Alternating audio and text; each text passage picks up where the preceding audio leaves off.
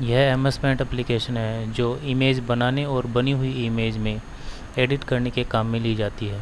इस एप्लीकेशन का सबसे ऊपर वाला यह हिस्सा जहाँ पे अनटाइटल्ड पेंट लिखा हुआ है, इसे टाइटल बार कहते हैं।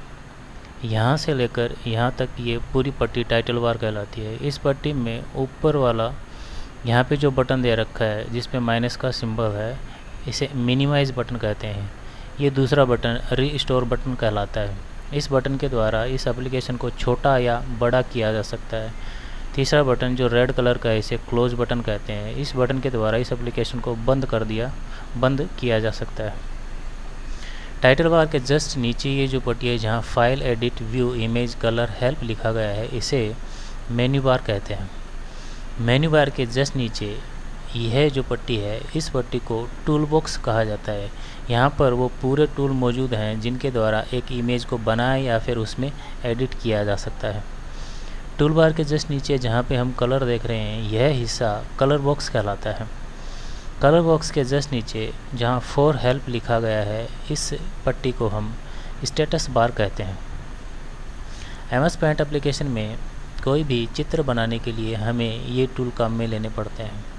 सबसे पहले हम रेक्टेंगल टूल के बारे में देखते हैं। इस टूल को काम में लेने के लिए इस टूल पे माउस का लेफ़्ट क्लिक करते हैं। जैसे ही हम लेफ़्ट क्लिक करते हैं, नीचे यहाँ पे ये 3 ऑप्शन आ जाते हैं। सबसे पहला ऑप्शन वैसे बाय डिफ़ॉल्ट चुना हुआ होता है।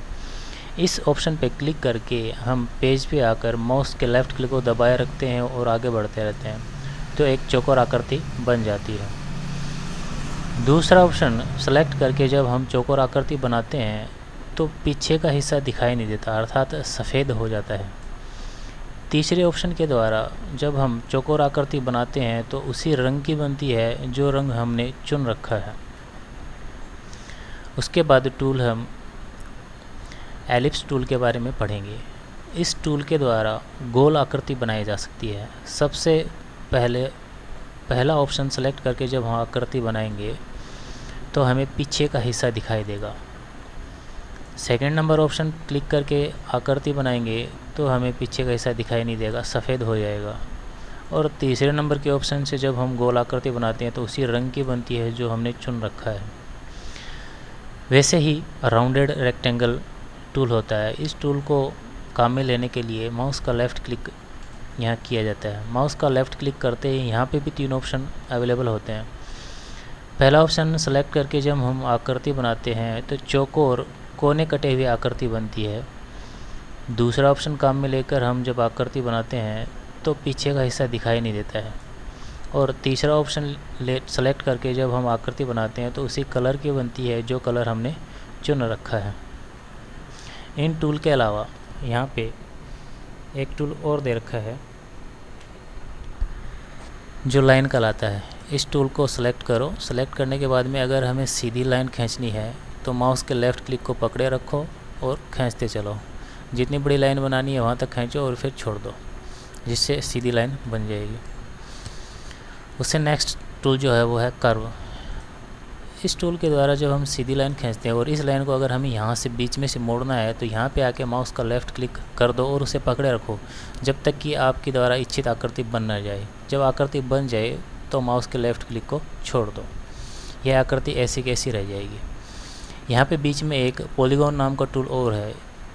इस टूल के द्वारा जब हम सीधी लाइन खींचते हैं और खाली जगह पे आके क्लिक करते हैं तो लाइन का लास्ट सिरा यहाँ पे आके जुड़ जाता है। अब अगर इस सिरे को इस सिरे से मिलाना है तो यहाँ पे क्लिक कर दो। इस सिरे को यहाँ पे मिलाना है तो इससे यहाँ क्लिक कर दो। इस प्रकार जब जहाँ भी हम क्लिक करेंगे वहाँ पे ये लाइन जुड़ती चलेगी। नेक्स्ट टूल है टेक्स्ट। इस टूल के द्वारा एमएस पेंट एप्लीकेशन में कोई भी टेक्स्ट लिखा जा सकता है। यहाँ पे जैसे ही हम टेक्स्ट सेलेक्ट करते हैं, फ़ॉन्ट्स नाम का ये विंडो खुल जाता है। इस विंडो में सबसे पहले यहाँ पे फ़ॉन्ट सेलेक्ट किया जाता है। मीन जो भी हम लिख रहे हैं उसकी भाषा और प्रारूप यहाँ से हम चुन सकते हैं। जैसे एरियल अगर हम फ़ॉन्ट लेते हैं तो कुछ इस प्रकार का लिखा जाएगा। यहाँ पे हम लिखे गए फ़ॉन्ट्स की साइज़ छोटी बड़ी कर सकते हैं। ये है स्क्रिप्ट लिखने का तरीका। यहाँ से हम अक्षरों को गहरा कर सकते हैं, यानी कि बोल्ड। ये इटैलिक है, इससे टेढ़े कर सकते हैं। और ये है अंडरलाइन। इनसे इन अक्षरों के नीचे या इस लाइन के नीचे अंडरलाइन लगाई जा सकती है।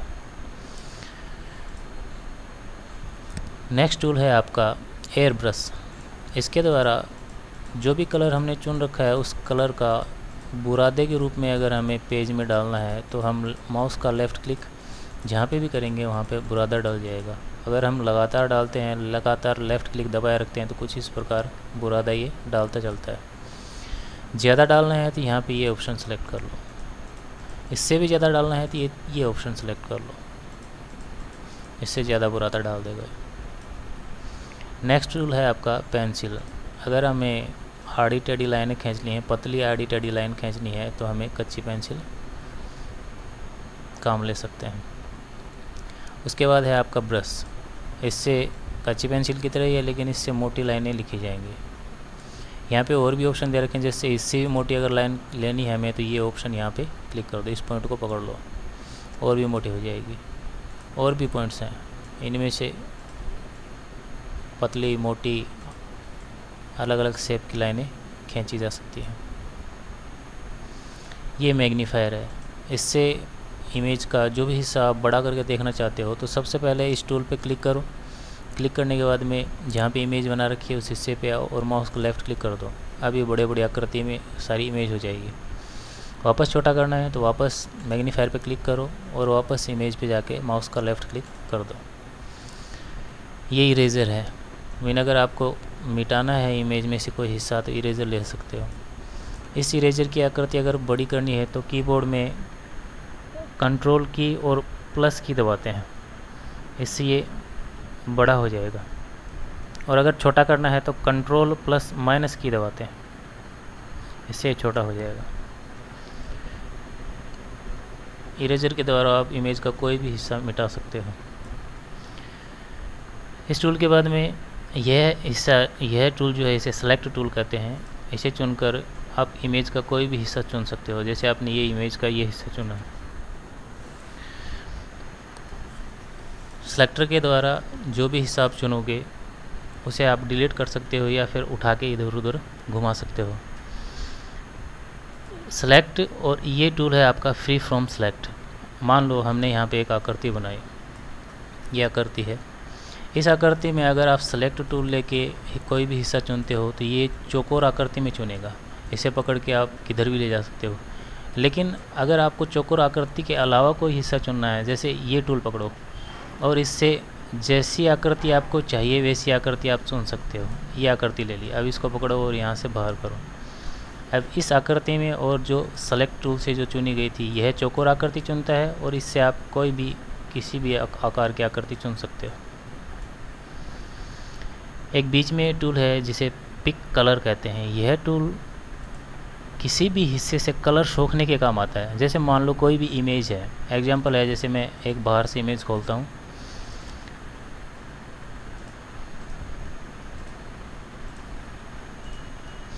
जैसे इस इमेज में आपने यहाँ से कुछ हिस्सा सेलेक्ट किया और इसे डिलीट कर दिया। अब यहाँ पे आप एक चौकोर आकृति बना रहे,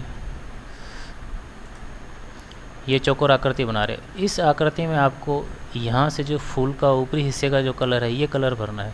तो आपको ये कलर इस कलर बॉक्स में तो मिलेगा नहीं, इसलिए आप इस टूल की मदद ले सकते हो। यहाँ पे क्लिक करो। क्लिक करने के बाद में जो भी कलर आपको उठाना है वहाँ पे जाके क्लिक कर दो और यह डब्बा पकड़ो और भर दो। अब ये कलर वही है जो इस फूल के ऊपरी हिस्से में था।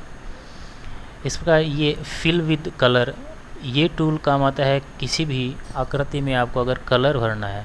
जैसे पूरे पेज में अगर कलर भरना है तो यहाँ पे पूरे पेज पे क्लिक कर सकते हो, या फिर पूरे पेज पे कलर नहीं भरना है, आपने कोई आकृति बनाई है उस आकृति में कलर भरना है तो सबसे पहले आप वो रंग चुन लो जो यहाँ भरना है। उसके बाद में इस टूल पे माउस का लेफ़्ट क्लिक करो और यहाँ पे आके माउस का लेफ़्ट क्लिक पुनः कर दो।